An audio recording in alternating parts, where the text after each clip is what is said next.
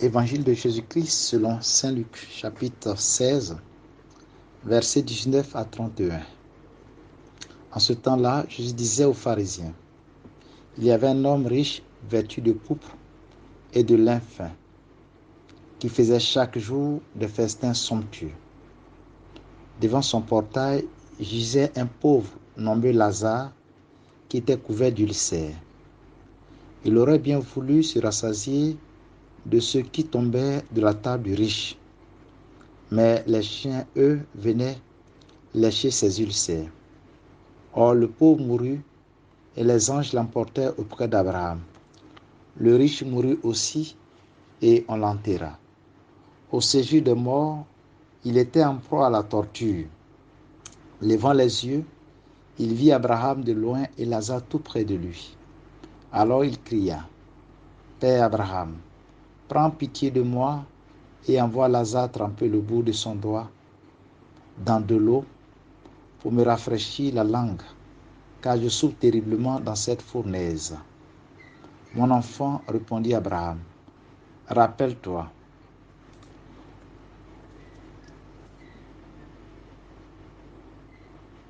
tu as reçu le bonheur pendant ta vie et Lazare le malheur pendant la sienne.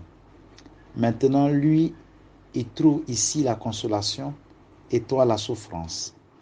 Et en plus de tout cela, un grand abîme a été établi entre vous et nous, pour que ceux qui voudraient passer vers vous ne le puissent pas, et que de là-bas non plus on ne traverse pas vers nous. Le riche répliqua, « Eh bien, Père, je te prie d'envoyer Lazare dans la maison de mon Père. En effet, j'ai 5 frères, qui leur portent son témoignage, de peur que eux aussi ne viennent dans ce lieu de torture. » Abraham lui dit, « Ils ont Moïse et les prophètes, qu'ils les écoutent. » « Non, Père Abraham, dit-il, mais si quelqu'un de chez les morts vient les trouver, ils se convertiront. » Abraham répondit, « S'ils n'écoutent pas Moïse ni les prophètes, quelqu'un pourra bien ressusciter d'entre les morts, ils ne seront pas convaincus. »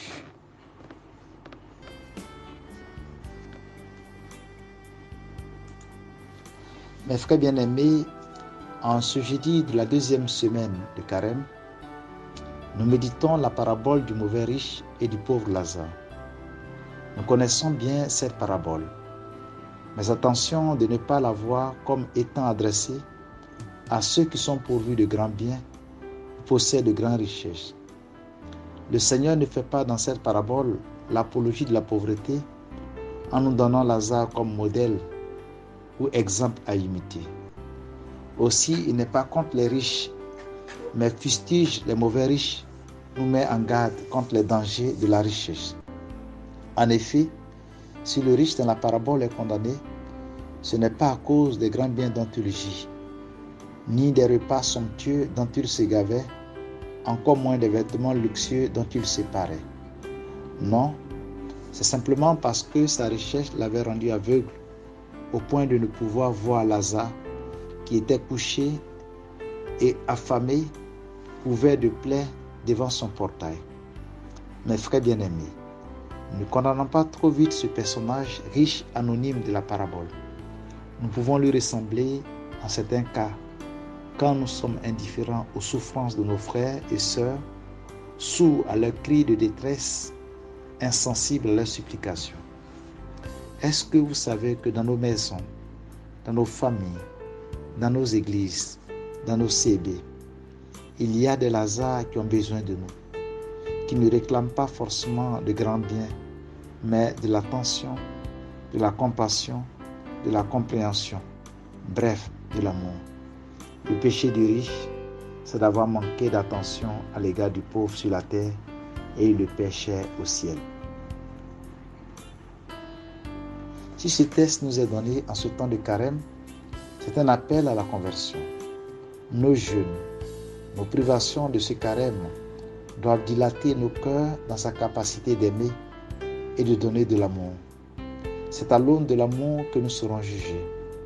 L'amour que nous aurons donné à nos frères à travers des gestes simples et humbles, ou l'amour que nous aurons refusé de leur donner en étant centrés sur nous-mêmes agrippés à nos biens qui sont parfois nos idées, nos préjugés, nos connaissances, notre statut social, qui peuvent, si nous ne prenons garde, nous aveugler, obstruer nos regards et ainsi nous détourner de Dieu et de nos frères.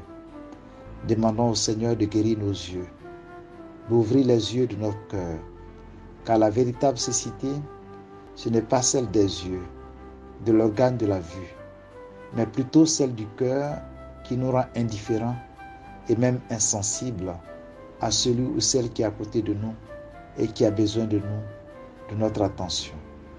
Alors prions ensemble. Ouvre mes yeux, Seigneur, aux merveilles de ton amour. Je suis l'aveugle sur le chemin, guéris-moi, je veux te voir. Ouvre mes mains, Seigneur, qui se ferment à tout garder. Le pauvre a faim devant ma maison, apprends-moi à partager. Fais que j'entende, Seigneur, tous mes frères qui crient vers moi, à leurs souffrances et à leurs appels, que mon cœur ne soit pas sourd. Bonne journée à tous et à chacun. Je vous bénis au nom du Père et du Fils et du Saint-Esprit.